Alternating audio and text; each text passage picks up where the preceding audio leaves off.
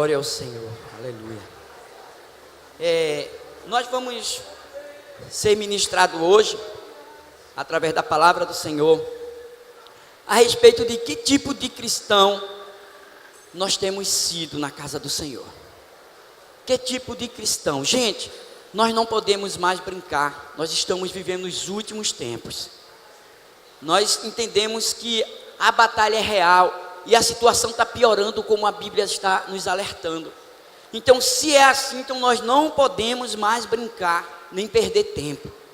Nós precisamos aprender com a palavra. Sabe por que você vem todo domingo, anos e anos aqui? Porque nós temos uma tendência a esquecer dos princípios, dos estatutos, dos mandamentos do Senhor.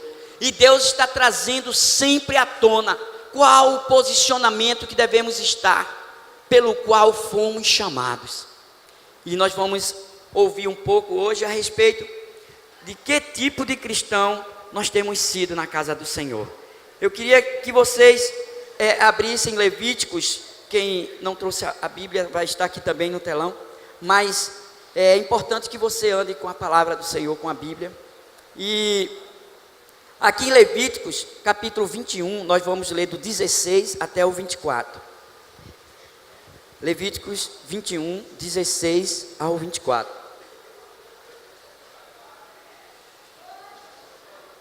Diz assim a palavra do Senhor.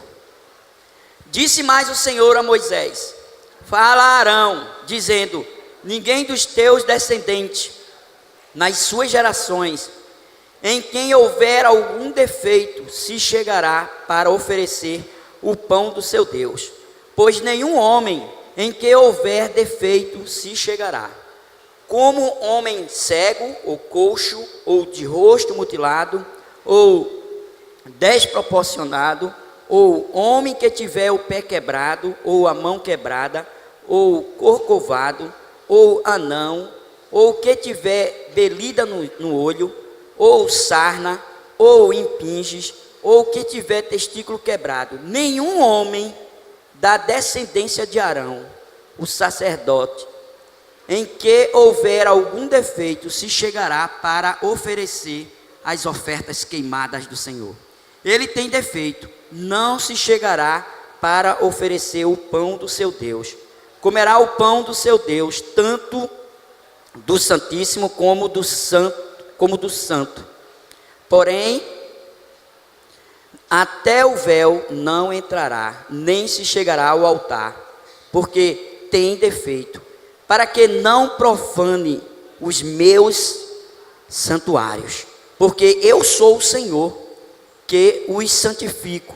Assim falou Moisés a Arão e aos filhos destes, e a todos os filhos de Israel. Amém? A gente observa algo aqui interessante, não é? Entendendo uma coisa, que Moisés estava orientando os sacerdotes como deveria estar na casa de Deus, como deveria estar servindo o pão. E a gente observa que tem um grupo de pessoas que não poderia entrar no Santíssimo, no Santo dos Santos. Estava ali participando, mas não podia chegar até lá. A gente ouviu essa palavra e é muito clara a respeito disso. A gente tem que entender que essa linguagem aqui é espiritual. Por quê? Porque ela está apontando para o futuro. Ela estava apontando para Jesus, o nosso sumo sacerdote, aquele que é perfeito e fez um sacrifício perfeito em favor de cada um de nós.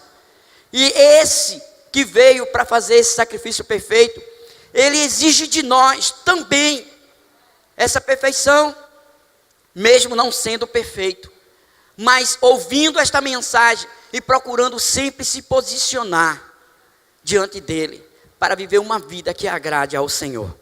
Então essa linguagem aqui é espiritual. Agora você precisa se precaver das coisas que vamos ouvir aqui. Aqui a gente observa muito claro esses mandatos no Velho Testamento. Agora eu quero trazer para os dias de hoje, para trazer para dentro do nosso contexto. Entendendo que todos nós somos sacerdotes. Por que, gente, nós somos sacerdotes? Primeiro, porque Jesus, ao cumprir o perfeito sacrifício, o véu foi rasgado de cima a baixo. Todos nós podemos entrar no Santo dos Santos. Todos nós temos uma ligação direta com o Pai, porque Jesus veio exatamente para isso. Ele veio se colocar entre nós e Deus, o Pai. Então, é por isso que ele fez a oferta perfeita. Então, o que a gente vê aqui? Temos livre acesso ao Pai. Este texto, ele aponta para Jesus, não é? O problema aqui, gente, não é preconceito. Nós não queremos trazer isso para você entender que o cego, o coxo não pode estar. Não, eu quero trazer, a linguagem aqui é espiritual. E a gente vai ouvir exatamente sobre isso. Porque ser cristão significa ser um Cristo pequeno. O que significa isso, pastor? Você está aí, na rua. As pessoas olham para você e vê Cristo em você. Se você diz ser um seguidor do Senhor, então você tem que se parecer com Ele. Você tem que verdadeiramente viver como Ele viveu. Estamos vivendo os últimos tempos. Gente, pregar o Evangelho é muito fácil com palavras. Mas as pessoas estão querendo ouvir o Evangelho com atitudes. E foi para isso que Deus nos chamou, nos convocou, nos converteu e nos chamou para servir na casa do Senhor. Essa palavra ela está vindo hoje para dizer para você que Deus tem interesse e quer te usar na casa dele. Deus quer te usar entre as nações. Mas será que você está verdadeiramente vivendo este posicionamento? Então, aqui no livro de ainda Levítico, capítulo 11, versículo 45, Deus diz isso aqui, ó o que Deus diz para a gente: eu sou o Senhor, que vos faço subir da terra do Egito, para que eu seja vosso Deus. Portanto, vós sereis santo, porque eu sou santo. O que Deus está dizendo, gente? O sacrifício de Jesus foi o maior preço pago para o nosso resgate. Deus não nos resgatou para viver uma vida medíocre, um cristianismo medíocre.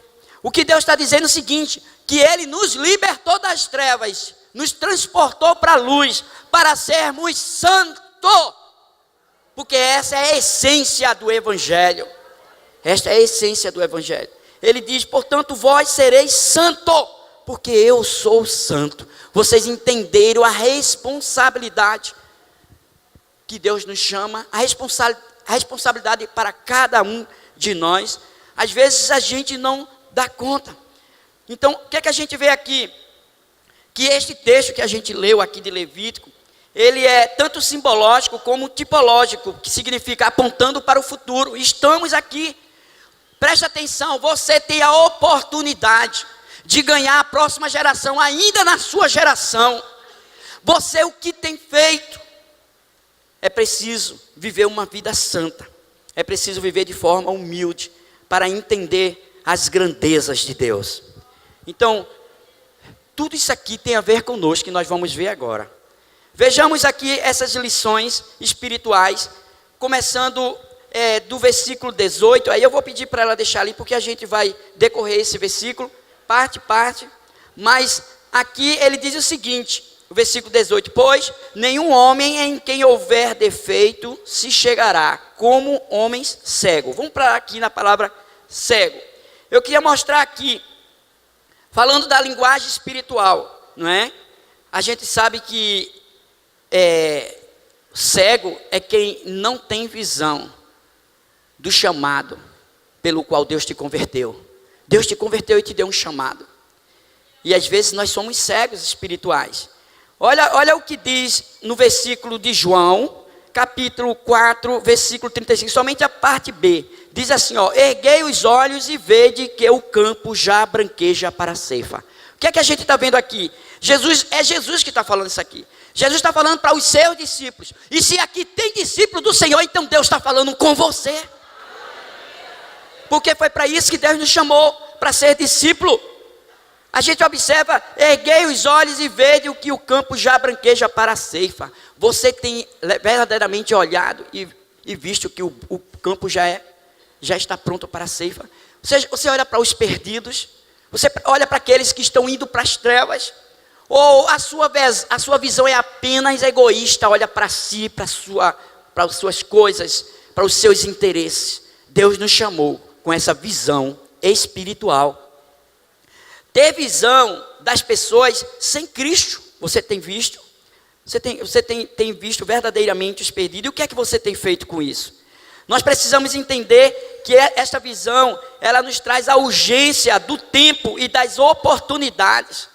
Visão que a igreja precisa alargar as fronteiras.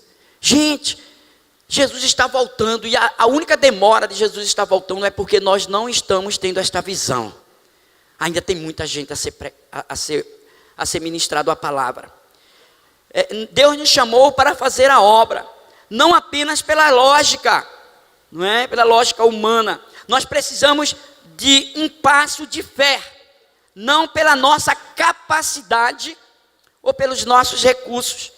Porque o capital da igreja, ele não é o dinheiro, gente. O capital da igreja é a fé. Porque é a fé que move todas as coisas, porque Deus é o provedor de todas as coisas. Como você tem feito a obra do Senhor? Olhando para a sua capacidade, para seus recursos, você não vai andar. Você não vai chegar em canto nenhum. O avanço da igreja é só pela fé e não pelos recursos, porque os recursos vêm do provedor. Os recursos ele vem em seguida. Agora, qual é a visão que você tem diante do chamado do Senhor, desde o dia que você se converteu? Você sabia que no dia que você se converteu, se cumpriu uma promessa que está lá em Isaías? Isaías e outros livros, fala que ia chegar um tempo que o poder de Deus, o revestimento de Deus, ia chegar sobre todos. E todos iam profetizar, ter visão. A gente observa que isso se cumpriu em Cristo. E quando Cristo veio e cumpriu tudo, porque ele veio unicamente para servir e cumprir o propósito de Deus, foi o que Jesus fez. Jesus, depois de ressurreto, ele estava agora diante de muitas pessoas, como testemunha, umas 500 pessoas, e ele ia subir naquela hora. E ele diz, olha, não saiam da cidade até ser revestido do poder. Eu vou, mas vocês não vão ficar órfãos. Assim como o Pai me enviou, eu também os envio. O que é que Deus está dizendo ali? Jesus veio fazer discípulo. E discípulo é para fazer discípulo. E a gente observa nesse contexto que eles obedeceram e se recuaram. E no dia de Pentecostes, o revestimento veio sobre ele. O Espírito Santo desceu. E ali todos foram revestidos. E eles passaram a falar em várias línguas. E a gente entende que essas línguas era falar das grandezas de Deus, porque a Bíblia diz que havia uma festa naquela cidade, e milhares de pessoas de todas as nações debaixo do céu, como está escrito em Atos capítulo 2, estavam ali, e todos chegaram naquele lugar diante de um vento impetuoso que se manifestou naquele lugar quando o Espírito Santo desceu, e labaredas de fogo desceu sobre os discípulos, e eles chegaram ali, e todos ouviam as grandezas de Deus na sua própria língua. Significa que o revestimento estava acontecendo, o Espírito desceu sobre eles. E porque nós recebemos o Espírito Santo na hora da conversão? Para sermos discípulos do Senhor. E a função do discípulo é ir e fazer discípulos. Agora nós estamos fazendo discípulo? Se não, então nós temos que observar que visão nós temos tido a respeito do cristianismo. De ser um seguidor de Jesus. De dizer que sou discípulo do Senhor. A gente observa muito claro aqui que Jesus ele veio para nos conduzir e levar-nos a cumprir. Você não pode confiar em você mesmo. Você deve confiar em Deus. Você não deve confiar em seus recursos, mas no provedor. Então a nossa visão tem que ser além das paredes. Agora veja só, você está discipulando, você está trabalhando, você está se libertando, porque estamos daqui para nos alimentar. Quando aqueles discípulos receberam esse revestimento, eles saíram das quatro paredes. A visão deles passou a ser ampla. A visão agora é entre as nações. Naquele dia, naquele mesmo dia, 5.000 pessoas se converteram. 5.000 discípulos, seguidores do Senhor, naquele dia do Pentecoste. Por causa do revestimento. Aí você diz que tem o Espírito Santo, então você tem um revestimento do poder de Deus. Então o que você precisa fazer é se dispor, é dizer: eis-me aqui, Senhor, e deixar Deus te usar. A gente observa muito claro. Olha só, eu vou para ainda o versículo 18, que fala de mais um. Ele fala do cego e fala também do coxo. Está ali, ó, cego ou coxo. Entrando aqui na linguagem espiritual, o coxo, ele se arrasta, ele tem dificuldade de ficar de pé, e depende de todos, depende de tudo. Você conhece um crente que anda se arrastando por aí? Eu acredito que não existe aqui. Tem crente que só anda se arrastando, ele vive trôpego e nunca consegue se firmar. Tropeça aqui e ali e nunca consegue ficar de pé. Ele não progride, ele não amadurece, nem cresce espiritualmente. Os anos passam, nada muda na vida dele. Será que verdadeiramente nós estamos vivendo essa coxidão espiritual? Porque esse texto que a gente leu aponta para os nossos dias, aponta para a nossa vida. E essa linguagem aqui é espiritual. Então é muito claro a respeito do chamado de Deus para cada um. Ainda no versículo 18, ele fala aqui do rosto mutilado. A linguagem aqui é espiritual. O sacerdote que tem, isso aqui significa que o sacerdote ou o cristão que tem duas caras. De um lado do rosto tem uma aparência e do outro outra. Eu já conheci uma pessoa que sofreu uma queimadura muito forte e o rosto dela ficou desfigurado, uma parte do rosto. Quem visse ela de um lado, era uma fisionomia do outro. Mas eu estou trazendo para a linguagem espiritual, não é?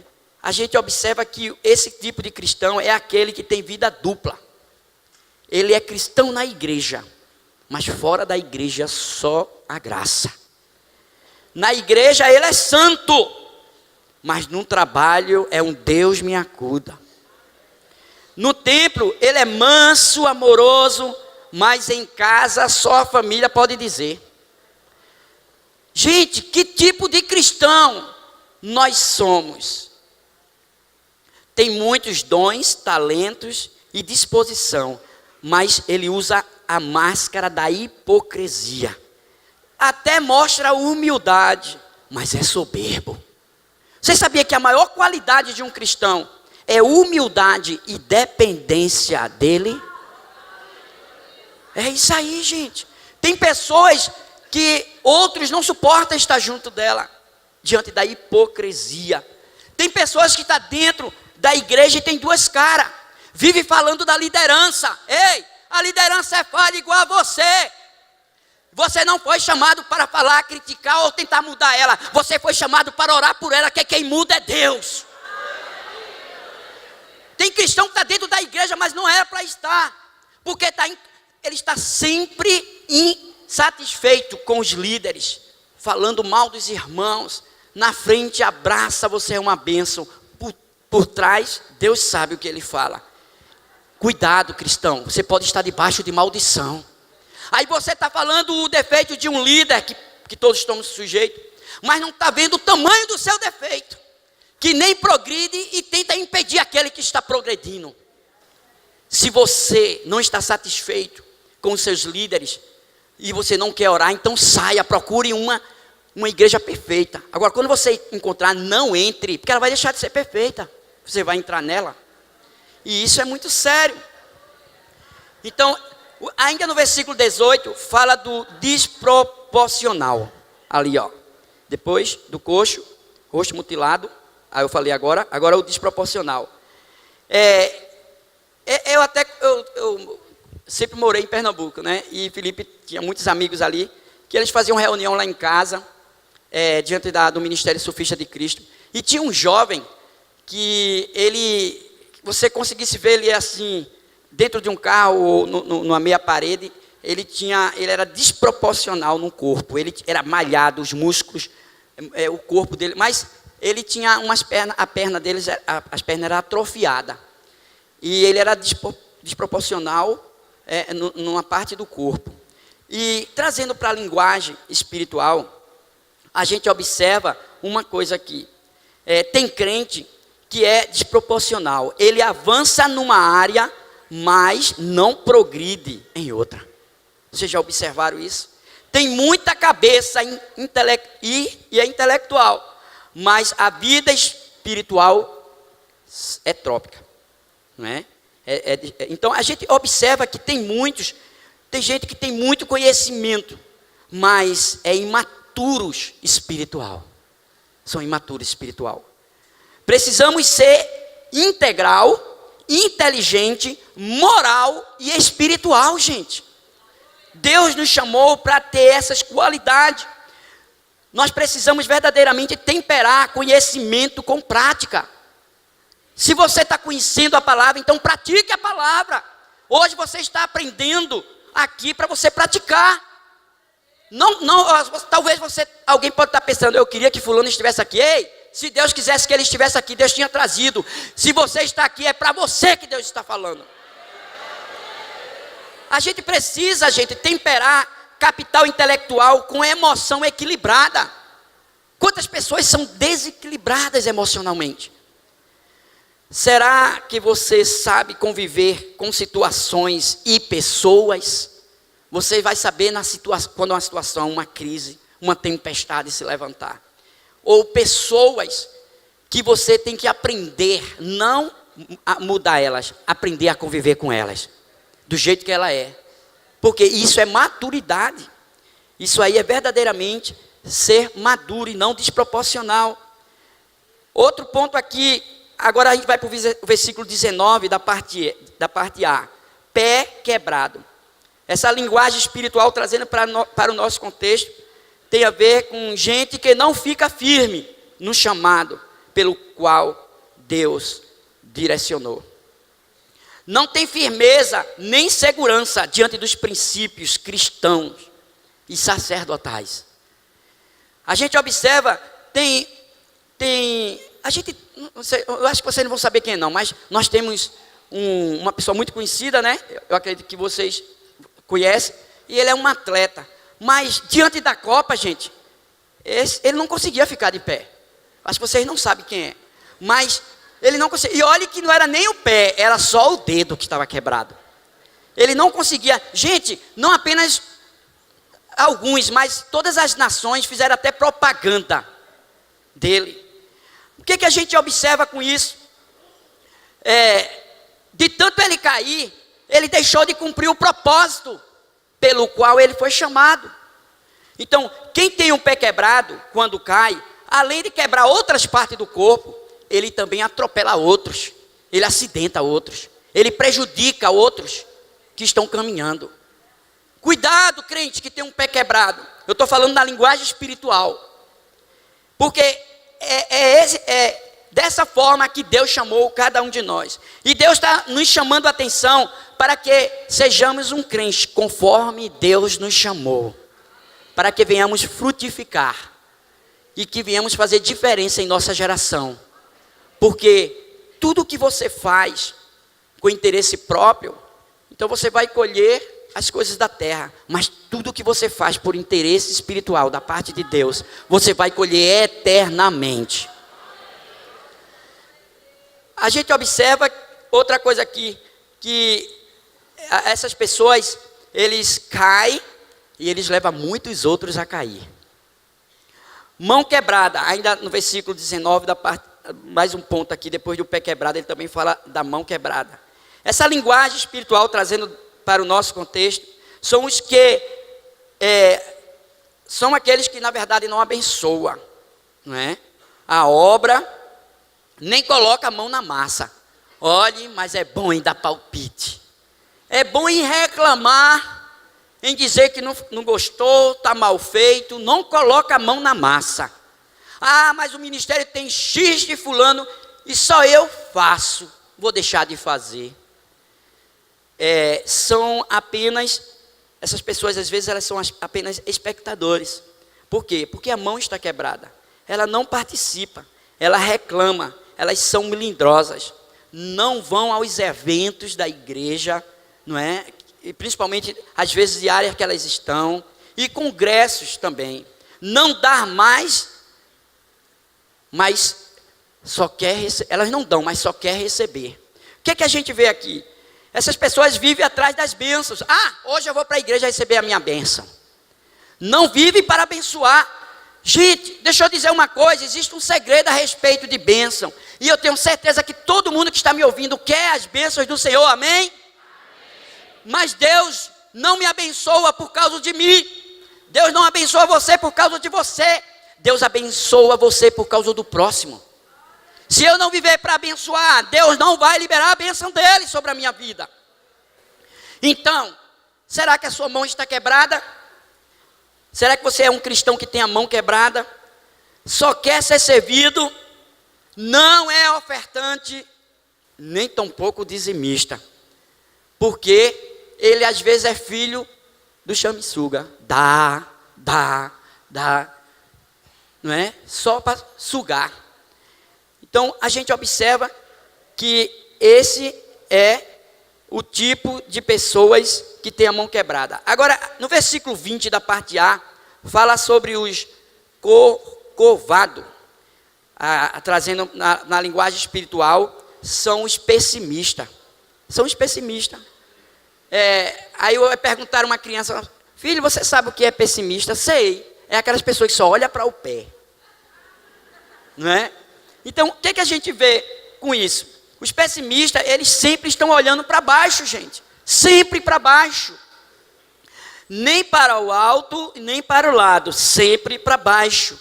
O pessimista é aquele que só olha verdadeiramente para o pé. Deus não te chamou para isso. Não. A gente observa também, quer ver a vida de Abraão, por exemplo. Abraão foi chamado por Deus e ele tinha consciência e convicção. E fez promessa. E a promessa demorou. Teve um momento que Abraão estava dentro da tenda. E Deus percebeu que Abraão estava entrando nessa área. E Deus fez o quê? Chamou ele. Ei, Abraão, está vendo o que aí dentro da tenda? Sai da tenda, Abraão. Aí Abraão sai da tenda. Sim, Senhor. Olha para o alto, Abraão. Aí ele olhou, porque talvez Abraão achava que era da lógica dele que a promessa ia acontecer. Né? E ele até se deixou levar por Sara, pela esposa. A gente observa que Abraão olha para o céu e Deus diz, olhou para o alto? Olhou, eu queria isso, Abraão, eu queria que tu saísse da tenda e olhasse para cima. Tenta contar essas estrelas aí, Abraão. Não dá, Senhor. Abraão, eu vou trazer de volta aqui o que eu prometi. Abraão, assim como tu consegue contar essas estrelas, assim será a tua descendência, Abraão. Muitas vezes estamos desacreditados do que Deus prometeu. Ei, Deus é fiel para cumprir o que promete. Mas às vezes somos nós que não estamos no posicionamento, nem estamos cumprindo o que Deus nos chamou para fazer. E aí, Abraão entendeu a mensagem e ele foi renovado na fé. Hoje Deus está te chamando através dessa mensagem para dizer, para de olhar para baixo. Olha para o alto, porque é de lá que vem o teu socorro. É de lá que vem a tua provisão. É de lá que vem a unção, é o poder, o ministério. É de lá, porque tudo veio dele, para ele são todas as coisas. Deus te criou. E se Deus te criou, então você é criatura dele. Você podia estar desviado dele, separado, mas um dia você se tornou um discípulo. Você entregou a sua vida para Deus. Então nem sua vida é sua, é dele. Então viva para a glória dele. É isso que Deus quer de cada um de nós. Abraão entendeu aquele momento. E a promessa se cumpriu. Isaac nasceu. Presta atenção, cuidado no perigo quando Isaac nasce. Porque o maior perigo, às vezes, é quando Deus cumpre uma promessa, a gente achar, a gente está vitorioso e a gente esquecer tudo novamente. Por isso que vocês estão aqui, nós estamos aqui para aprender todos os dias a palavra do Senhor. E a gente baixar as armas. Olha só, todo dia, até Jesus voltar, Ele tem novidade de vida para você.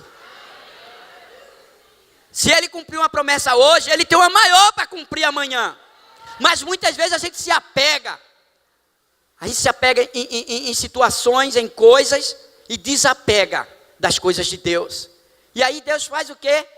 Tem um certo momento que Deus chama Abraão de novo. Abraão, me entrega teu Isaac, sacrifica ele no altar.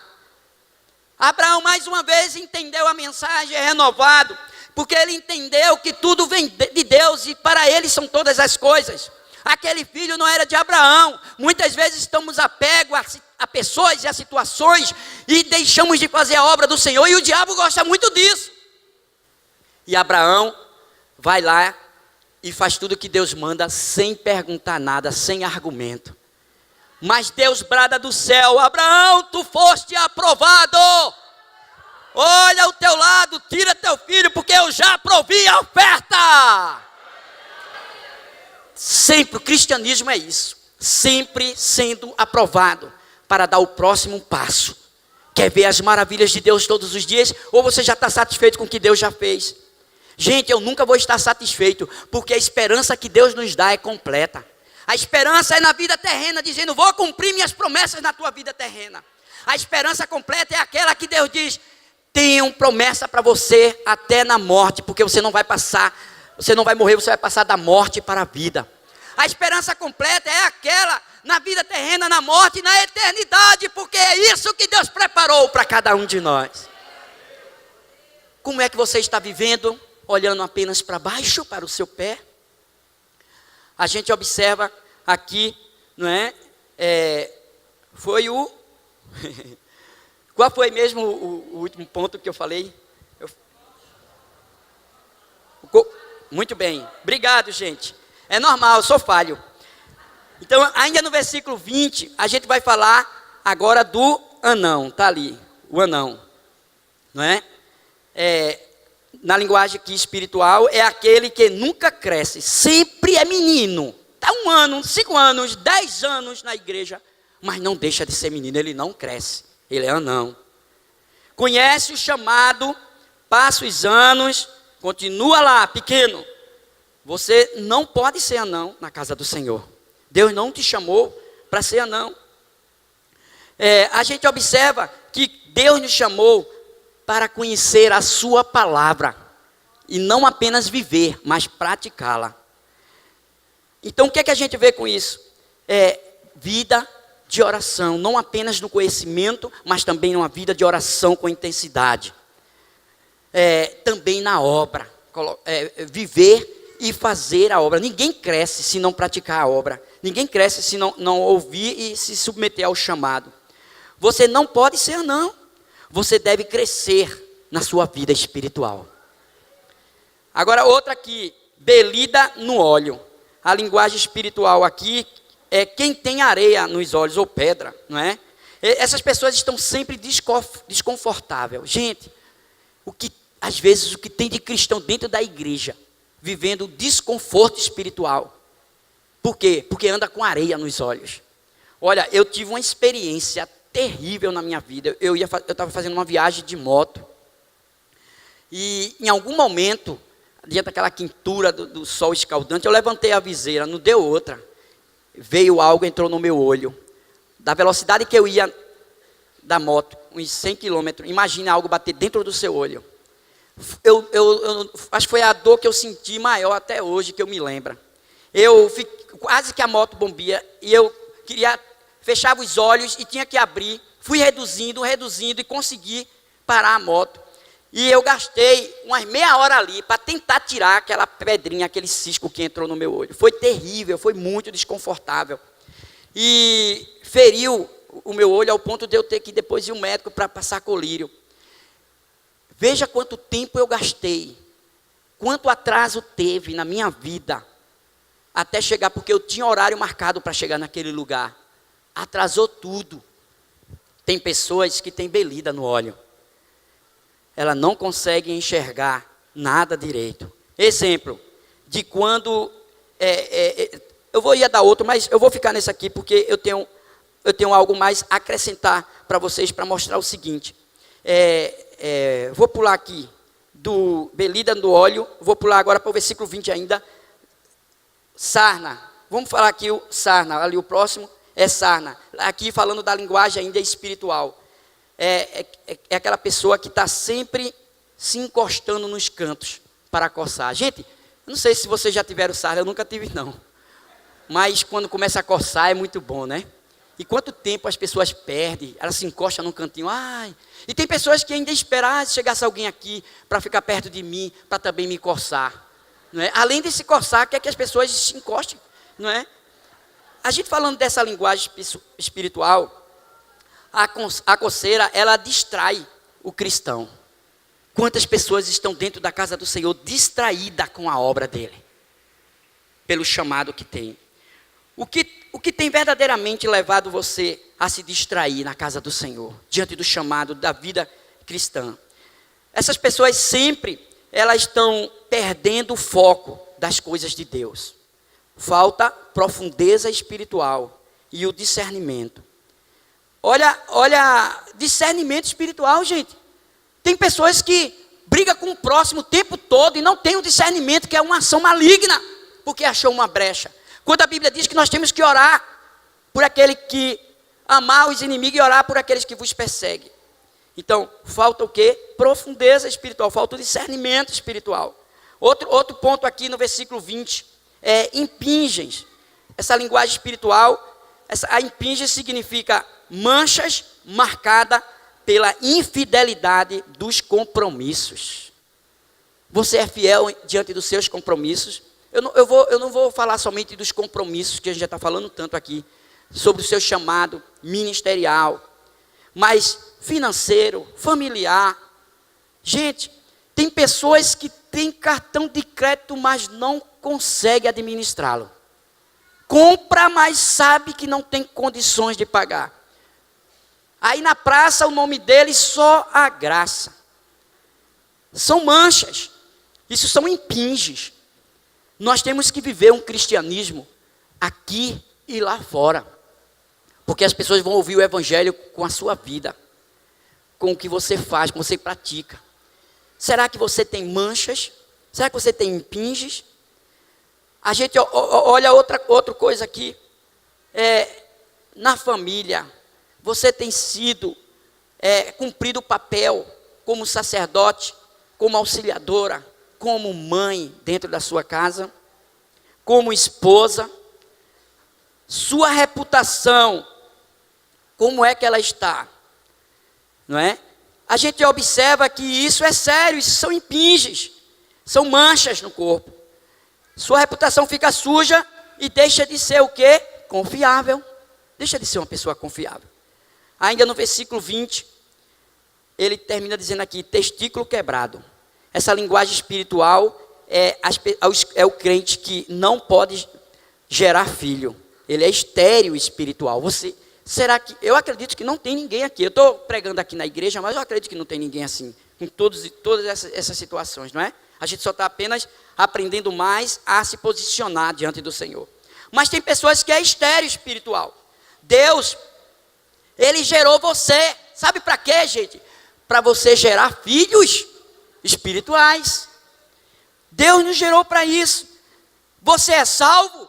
Então, Deus te chamou para isso, para levar outros à salvação. Você verdadeiramente tem sido um gerador.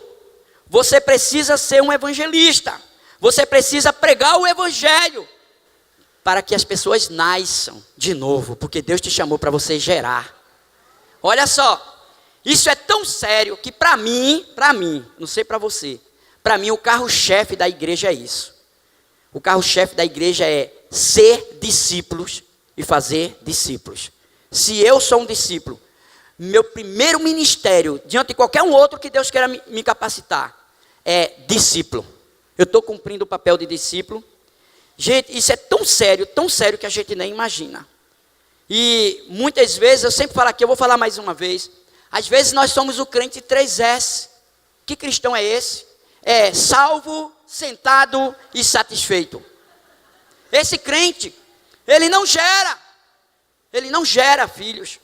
Por quê? Porque ele recebeu o maior dos maiores presentes e milagres, que é o milagre da salvação, e fica sentado no banco. E aí ainda diz assim, pastor, eu consegui outro ministério. Qual foi, meu irmão? Lustra banco. Gente, Deus não está querendo que ninguém lustre banco. Porque ele sempre vem limpar o banco, se tiver empoeirado. Ele senta e ali o banco fica limpo.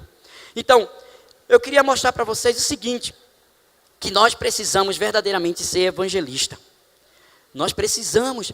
Para quem não sabe, você sabia que 95%, presta atenção porque isso é sério e isso é verdade. 95% nunca levou alguém a Cristo e discipulou. De todos os cristãos que existem no mundo, somente 5% já fez isso. Você está dentro dos 5%, dos 95%. Não precisa me dizer. Deus sabe. Olha só, existe uma estatística que se você, preste atenção, ganhar uma pessoa, por ano, uma só, ganhar uma pessoa para Jesus e discipular ela, e essa pessoa ganhar uma pessoa por ano para Jesus, hoje, com 10 anos, não existe mais ninguém para ser discipulado, nem pregar o evangelho. Se 95% gerasse filho, eu vou dizer o que ia acontecer. Não existia mais ninguém na face da terra para a gente pregar o evangelho, nem para se converter. A gente ia estar batendo em crente. Jesus já tinha voltado, gente. E nós somos responsáveis por isso. Deus nos chamou para gerar. Então, o cristão, ele deve ter essa qualidade, não é? Mas eu vou dizer, Deus sim quer qualidade na vida cristã, mas também quer quantidade. E Deus te chamou e nos chamou para povoar os céus. Então Deus quer quantidade. Nós precisamos não apenas da qualidade, mas de quantidade. Deus está interessado também. Deus nos chamou verdadeiramente para ser discípulos. Temos que nos alimentar e também alimentar outros com o pão do céu. Você tem se alimentado, hoje nós estamos nos alimentando do pão do céu, mas você tem alimentado outros? Viver de maneira irrepreensível. Será que nós somos um cristão que vivemos de maneira irrepreensível? Não profana o altar do Senhor. Esse é o cristão que Deus espera. Quando Deus fala com Moisés ali, para Moisés chamar a atenção dos sacerdotes, foi para isso. Não profane o altar do Senhor. Porque todos esses defeitos são impureza. Deus é santo, não pode ter impureza. Então vocês podem até estar aqui participando do pão, mas nunca vão poder entrar no santo dos santos. Porque Deus é santo. E Ele tem interesse que sejamos santos. Então, a gente precisa o que então? Voltar ao primeiro amor. Ser um vaso de honra. A igreja somos nós, gente. Deus vai arrebatar, não é essa parede não, é cada um de nós. Deus quer que nós sejamos uma igreja que venha crescer dia a dia. Nós precisamos verdadeiramente crescer. E em nome de Jesus, nós vamos crescer. Você realmente quer fazer parte deste conhecimento? Olha só, gente, quando a gente observa isso, a gente observa o seguinte: se Deus nos chamou para gerar, então, verdadeiramente nós entendemos que o carro-chefe do cristianismo é fazer discípulo, ou não? É isso. Então, essa missão, ela além de ser urgente, ela é imperativa. Por quê? Porque o evangelho é a melhor notícia que o mundo precisa ouvir. Mas você está anunciando ela. Jesus é a única esperança para a salvação eterna. Você recebeu, mas você o que é que está fazendo com isso? Você só tem uma vida, e o que é que está fazendo com ela? A gente precisa entender que essa notícia, toda a humanidade precisa ouvir. A gente precisa entender que nós temos que pregar o evangelho. E com um senso de urgência. Nós precisamos ganhar essa geração na nossa geração. Deus tem me chamado para trabalhar com criança também. Eu sempre sou convidado para pregar em outras igrejas, no campo missionário. Sempre eu estou fazendo isso, levando estratégias. Normalmente as pessoas me convidam mais para trabalhar com criança. E eu vou levar a mensagem para ela daquela forma ilustrativa que vocês conhecem, não é? Quick, Tic-Tonico, Chiquinho, que são os personagens que eu tenho. Ventriloquia, uso truques que alguns pensam que é mágica, mas eu não sou mágica, eu sou crente lavado e remido pelo sangue de Jesus. E aí eu uso isso. Então, a gente precisa entender que a gente não precisa mais esperar, gente, um fato novo para proclamar o evangelho de Cristo. Esta ordem, ela veio do dono da igreja, que é Jesus, não é? Porque foi Ele que morreu e ressuscitou. Foi Ele, para que venhamos ser justificados. O universo, se a gente observar, o universo todo ouve a voz de Deus e obedece. Porque Deus chama cada estrela pelo seu próprio nome. O mar e o vento se aquietam quando Jesus dá uma ordem. É ou não é, gente? Os demônios batem de retirada quando Jesus manda. Os anjos ouvem e atendem o seu mandado. Gente, até uma mula, a gente conhece a mula de Abraão, né? De Balaão. Até uma mula obedece o seu mandato, não é? O mar, o sol e as estrelas, os peixes. Lembra que ele deu ordem ao peixe para engolir Jonatas? Depois bota ele de volta lá na terra. Agora, eu pergunto para você, seríamos nós, um povo amado, remido, os únicos que questionam a voz do Senhor? Nós estamos ouvindo aqui a palavra de Deus. Se você está questionando, misericórdia. Às vezes a gente adia a ordem do Senhor, não é? Porque a gente não quer obedecer o seu mandato. Agora, qual é a mensagem do Evangelho, gente? A mensagem do Evangelho é uma só: ide e pregar o Evangelho a toda criatura. Esta é a mensagem do Evangelho. O que é que nós estamos fazendo com ela? Porque eu estou enfatizando mais uma vez isso aqui? Porque para mim isso é primordial para aqueles que se dizem ser discípulos do Senhor. Deus não nos chamou para ser cristãos religiosos, mas cristãos que anunciam as boas novas da salvação.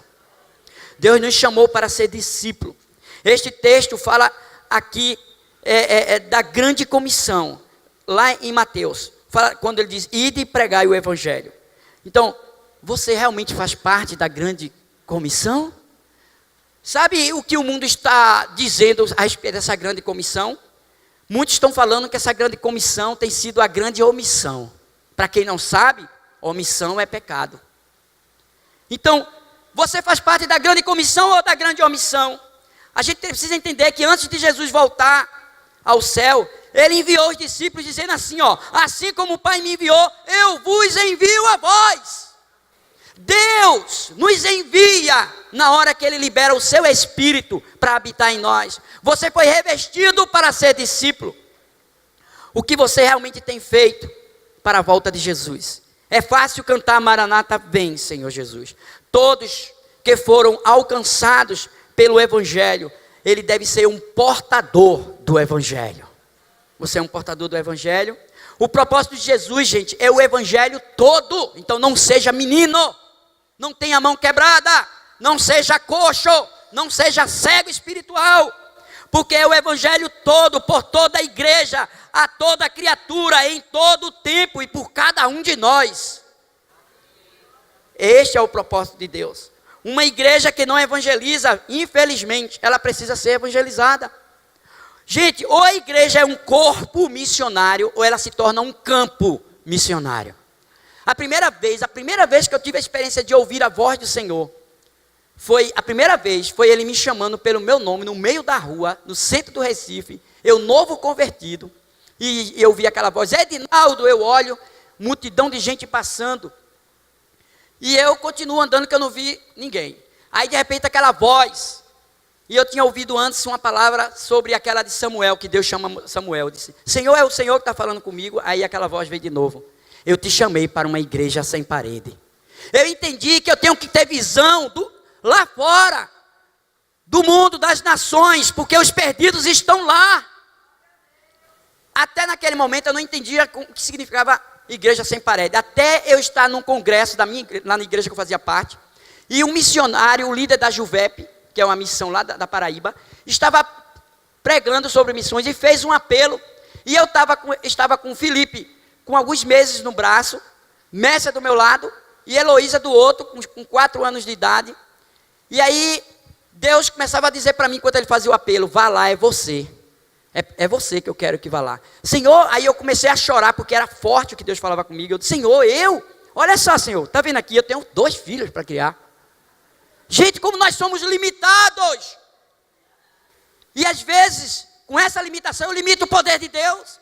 Eu não tenho que entender como é que tem que ser, o que me dispor, e Deus vai fazer. Glorifique a Ele. Ele é quem capacita, Ele é o provedor. Ele é o único, o eterno, todo-poderoso, o Santo de Israel, aquele que nos dá o privilégio de ser cooperador com Ele. Isso é um privilégio, gente. Você está perdendo a oportunidade.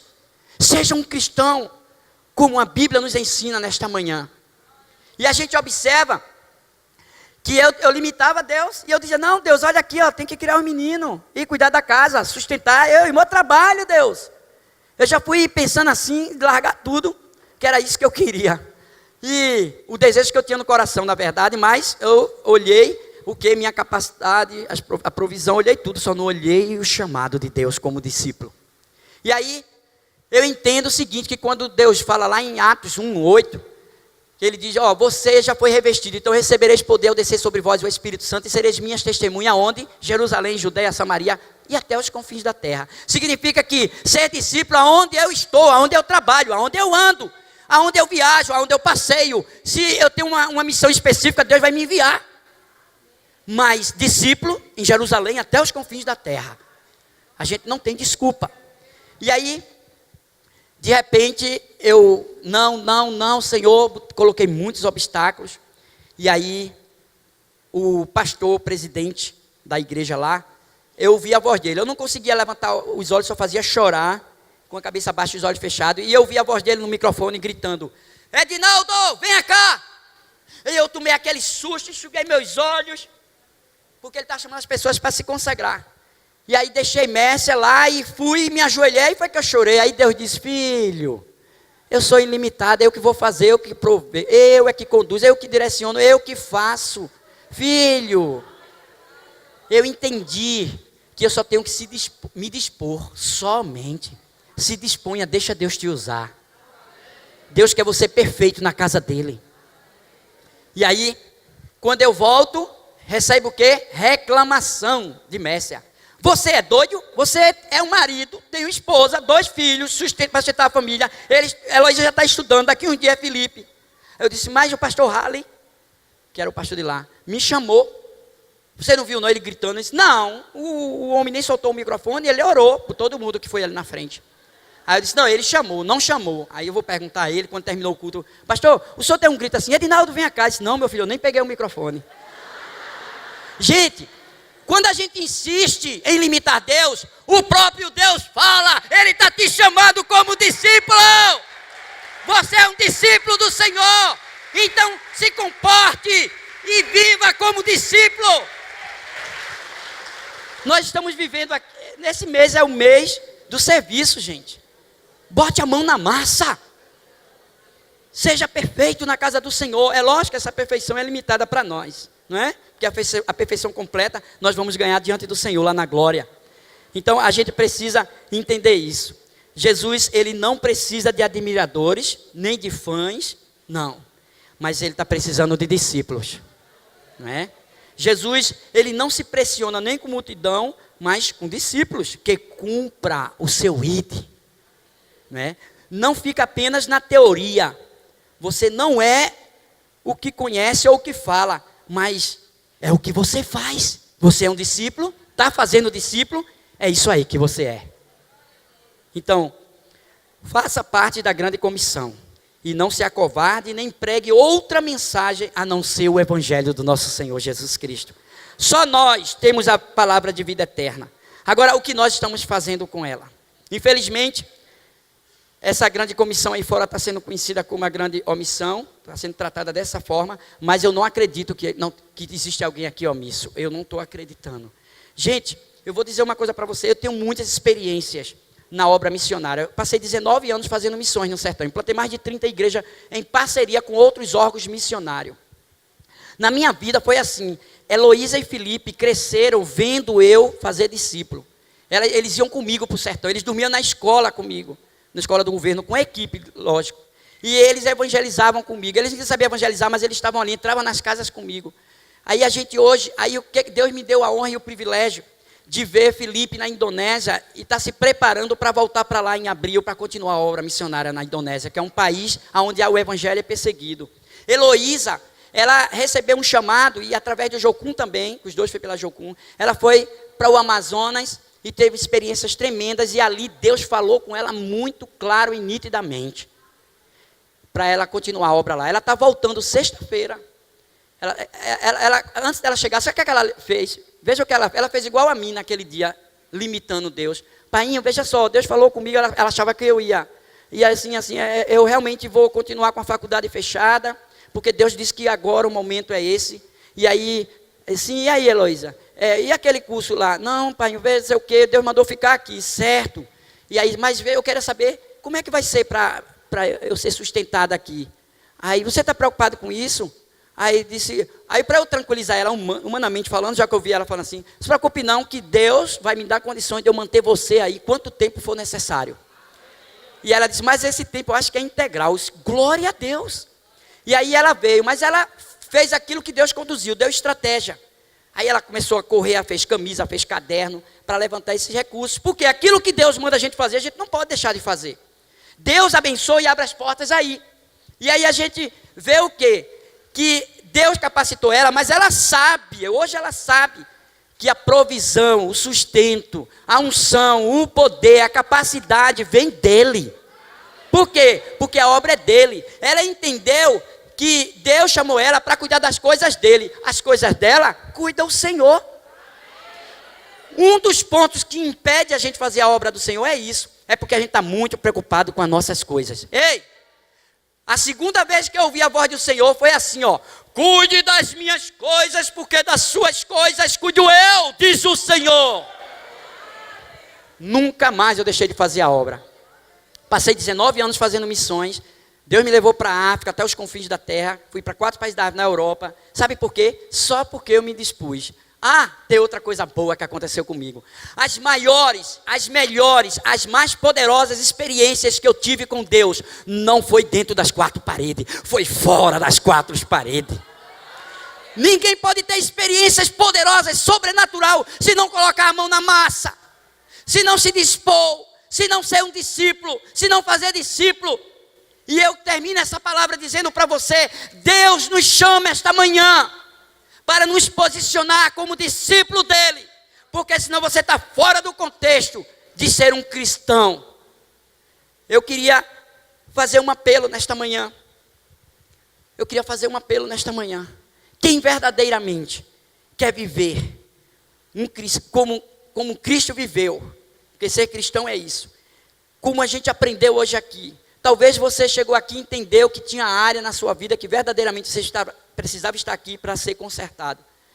Que bom, porque agora, Deus não apenas perdoou, lançou o teu pecado no lago do esquecimento, Ele agora vai começar uma grande transformação, direção e poder sobre a tua vida. Ele vai liberar esse poder. Então, eu queria pedir, se você realmente quer deixar Deus te usar, quer ser um cristão, como a Bíblia nos ensina e nos conduz, eu queria desafiar você a ficar de pé para a gente orar. Amém? Vamos ficar de pé. Baixa a tua cabeça e coloca a tua vida diante do altar do Senhor. Deus amado, estamos aqui na tua presença e isto é uma verdade sem medo de errar. Com toda a convicção, a tua presença está neste lugar. Agora, esta oração, Senhor, que eu suplico ao Senhor, é que esta presença seja manifesta através do poder do teu Santo Espírito em nós e através de nós. Espírito Santo, cada um dos que estamos aqui, cada um dos que estão ouvindo esta mensagem, eles entenderam que eles são vasos, mas eles não querem ser vasos de enfeite, eles querem ser vasos de utilidades. Eles não querem ser um vaso vazio, mas eles querem ser um vaso cheio e transbordante do azeite do teu Espírito. Eles não querem ser um vaso, Senhor, simples, no sentido de ou um vaso dourado, cheio de ouro. Não, eles querem ser um vaso de utilidade, porque o maior valor não é o vaso que foi feito de barro. O maior valor é o que está dentro deste vaso. Que o teu Espírito transborde a nossa vida. Que o Senhor nos conduza a viver o cristianismo que o Senhor nos ensina na sua palavra. Que o Senhor nos leve a fazer discípulo e não perder a visão espiritual. Não perder o primeiro amor. Porque senão nós vamos levar a vida do jeito que a gente quer que a vida leve. Nós queremos levar a vida do jeito que o Senhor quer que a gente leve. Sobre a direção, sobre a condução do poder do Teu Espírito Santo. Toma individualmente cada um de nós. Toma toda a igreja. Toma todos aqueles que estão ouvindo esta mensagem através da internet, de um vídeo. Deus amado, que essas pessoas sejam visitadas agora com o poder do Teu Espírito Santo. Que a manifestação, o poder sobrenatural do Senhor invada essas pessoas. Que elas sejam abraçadas pelos braços eternos do Senhor. Que elas sejam conduzidas pelo Teu Espírito. E se for o caso, o Senhor nunca mudou. O Senhor pode até arrebatar alguns para levar para onde o Senhor queira. Nós só queremos dizer nesta manhã: eis-me aqui, Senhor, e faz de nós instrumento de louvor e adoração. Não queremos mais viver preocupado com as nossas coisas, que traz ansiedade, que traz angústia, que traz preocupações. Queremos viver preocupado com as Tuas coisas, que traz renovo, unção, direção, milagre, prodígios. Nós queremos estar preocupados com as Tuas coisas, para vivenciar o cumprimento das promessas que o Senhor nos faz.